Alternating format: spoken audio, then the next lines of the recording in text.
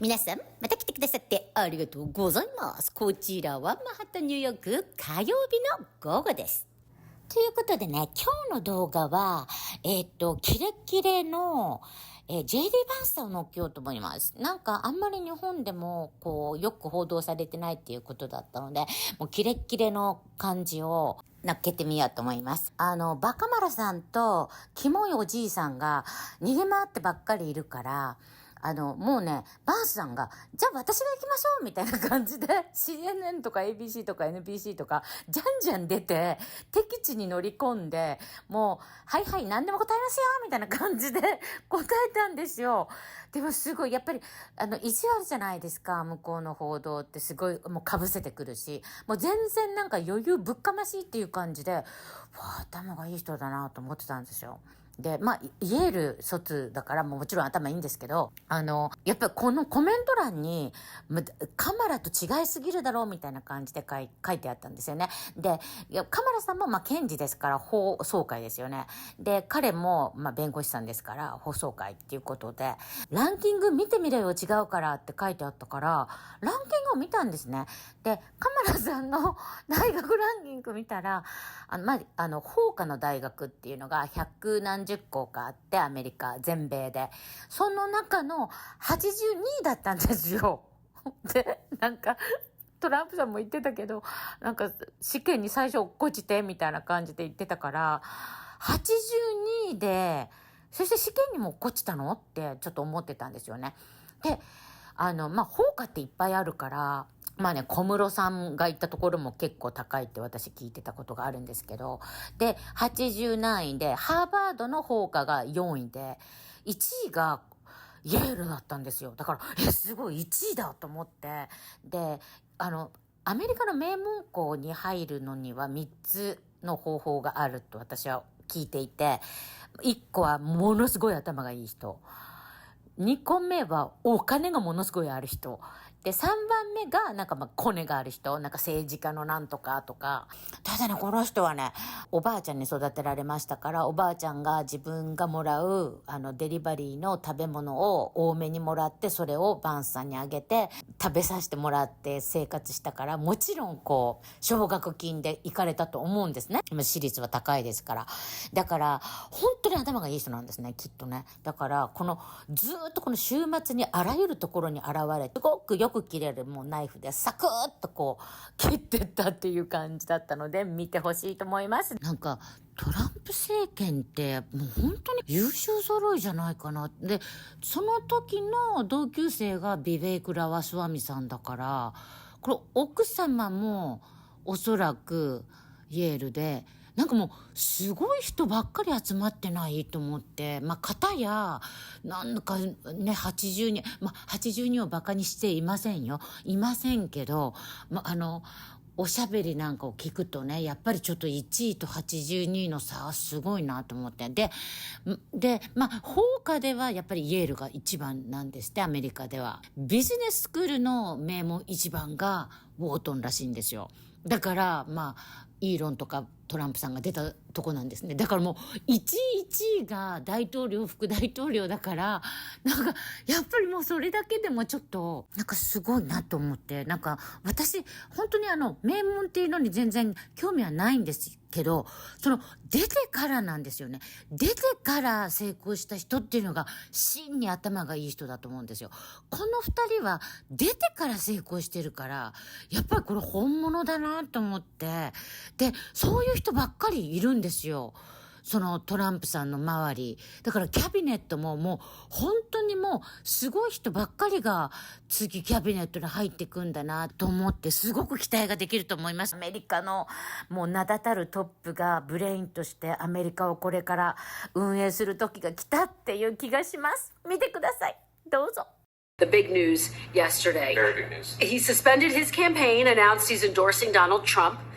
He is also known as someone who has blamed vaccines for autism, antidepressants for school shootings, and recently said, quote, he won't take sides on what happened on 9/11. Do Do you have any hesitation about accepting his endorsement? No, Kristen, I don't, because we're going to disagree on issues, right? There are things that Robert Kennedy has said that I disagree with. I'm sure there are things that he said, or that I've said, excuse me, that he's going to disagree with.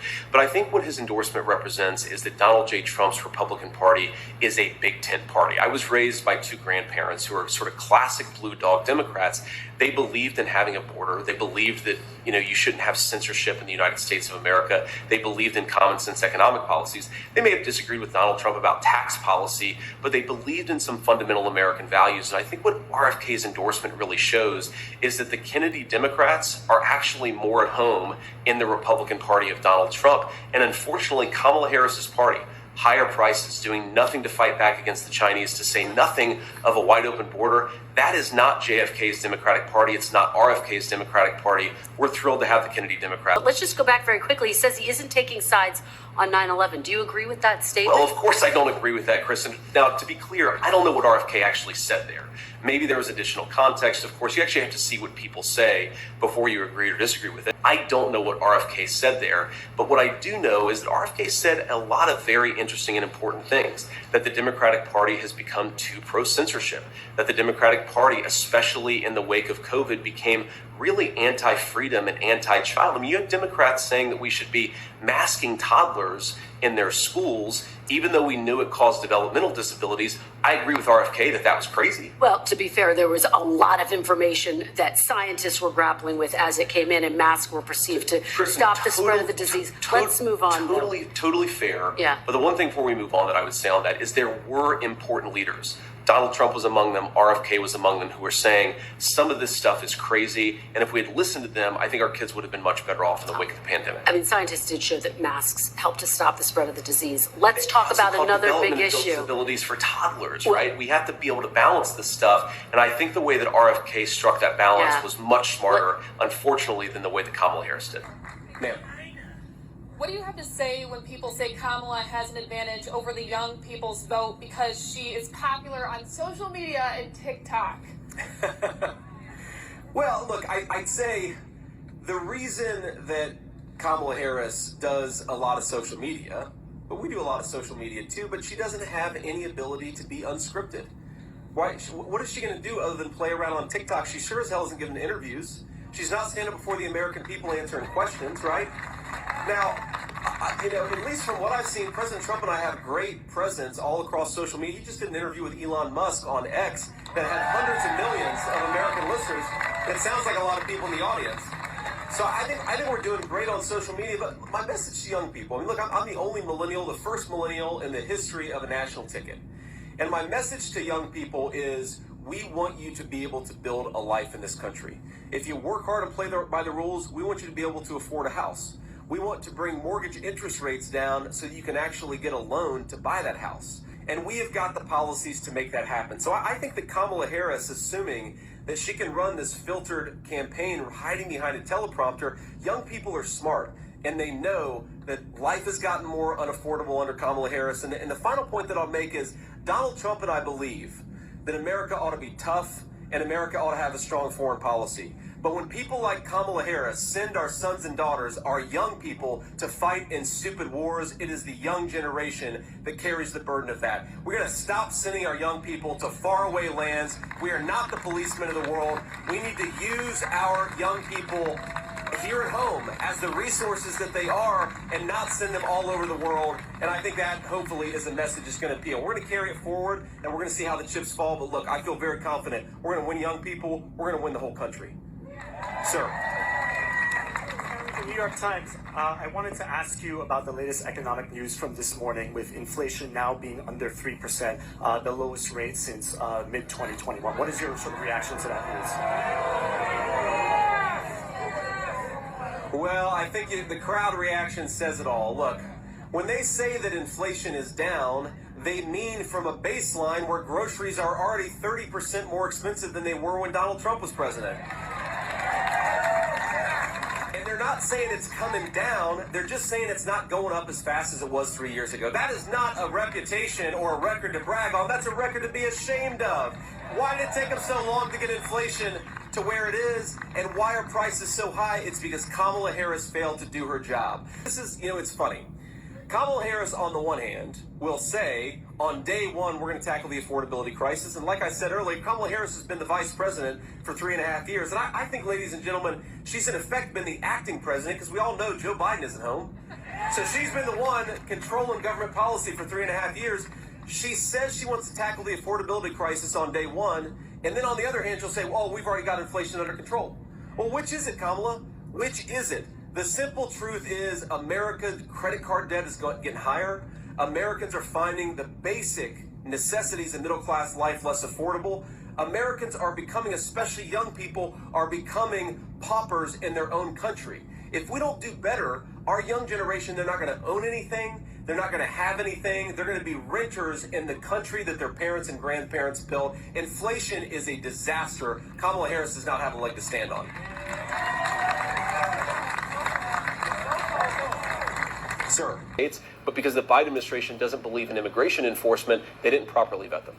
But you would properly vet them and allow them in if you're in the White House? No, I didn't say that. I said let everybody in. No, I think you want to help them. I didn't say everyone. I said specifically Afghans. I say you want to help them. Maybe they want to resettle in their own country. Maybe they want to resettle in another country. What I've said is I do think that we should help the people who were good to us. That doesn't mean every single one of them has to come to the United States of America. Okay. Right?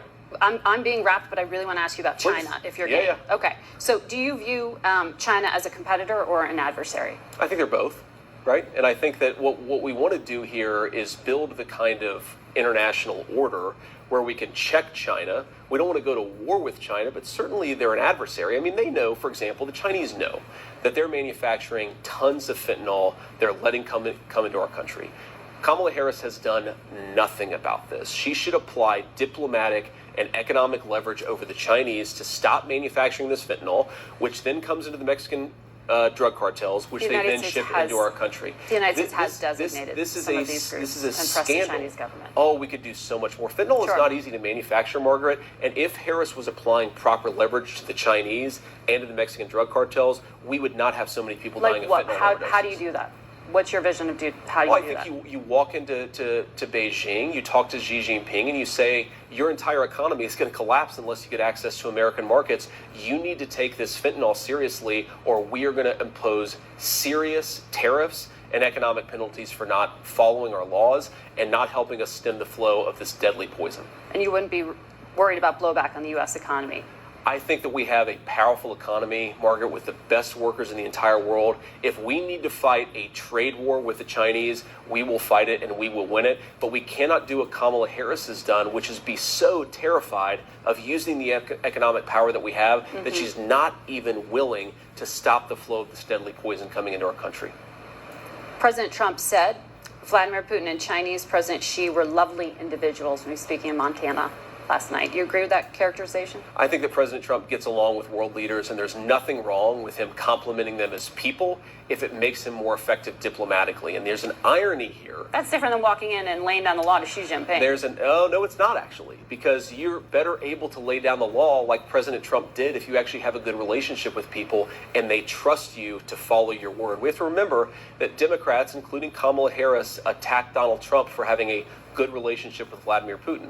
Well, when Donald Trump was president, Vladimir Putin didn't invade another country. When Kamala Harris was vice president, he did. So maybe they should take a lesson from Trump's playbook about diplomatic legitimacy, because I think Donald Trump got a lot done because world leaders respected him. J.D. Vance, always good to talk to you. Thanks, Thank Margaret. you for making time for us. On the question of when he left the National Guard, he filed his election paperwork February 10th, 2005. That was a month before the National Guard even announced that it was possible that they would deploy to Iraq, and it ended up being 2 months. He retired 2 months before they actually got the paperwork. But on CNN last night, Dana, one of the people who was actually in charge of him said they knew they were going to deploy to Iraq in February of 2004, fall of 2004. So he knew he was going to Iraq. He decided to quit, to retire, whatever word you want to use. Retire. Because he wanted to run for Congress. He lied about that. He said that when he decided to retire, he did not know that he was going to Iraq. That is another untruth, as even his senior military officer said. So again, I'm not criticizing the service. I'm criticizing the dishonesty. Dishonesty spoken in favor and for the purpose of political benefit. And I think that the most important thing here, Dana, is it goes to Kamala Harris's judgment. Tim Walz is ultimately going to be the vice president. Kamala Harris is in great health. I'm sure she's going to be president if she wins for 4 or maybe even 8 years. Why did Kamala Harris choose a person who has lied about their military service? I think that is a serious lapse in judgment. And I don't want to hear from a campaign spokesperson of Kamala Harris. I want to hear Kamala Harris herself address what I just said. You know, I've seen a lot of statements from veterans, including those you served with, saying it's just untoward to be criticizing somebody who served for 24 years. Dana, I'm not interested in the ad hominem. I've heard from a lot of veterans groups who criticize Tim Walz. The question is, he said he served in war, and he didn't. That is a dishonesty. I couldn't care less what one or the other person says about it. I care about what the truth is. The truth is that Tim Walz didn't tell the truth. And importantly, Dana, this is about Kamala Harris's judgment. And I think that when you ask, why has Kamala Harris allowed the border to be wide open? Why has Kamala Harris supported policies that have promoted the increase in inflation? I think it goes to the heart of her judgment, and I think that that's what we should be talking about. One last question. Donald Trump didn't serve in the military. He received a medical draft deferment for bone spurs to avoid serving in the Vietnam War, reportedly as a favor to his father. Do you find that shameful, too? I think that Donald Trump didn't serve in the military, but he didn't lie about it, Dana. I've known Donald Trump for a long time. He really honors our veterans. He honors me for my service. Donald Trump didn't lie about serving in the military. He didn't say that he went to Vietnam when he didn't. This is the problem. I don't criticize anybody, whether they served our country or not. I think it's honorable to serve, but obviously a lot of people have reasons for not serving. I criticize somebody for embellishing their record, for lying, saying, I went to war. Dana, do you think that it's a problem that he said, I went to war, but he didn't actually? That seems to be a problem to me. Well, they've corrected that. Let's move on to... They've corrected it by admitting that Let's move on to another important issue. You are interviewing me, Dana, because I respect the American people enough to sit down for an interview. I appreciate that. Kamala Harris has been the nominee for 3 weeks. She hasn't sat down for a real interview. Believe me, we are asking.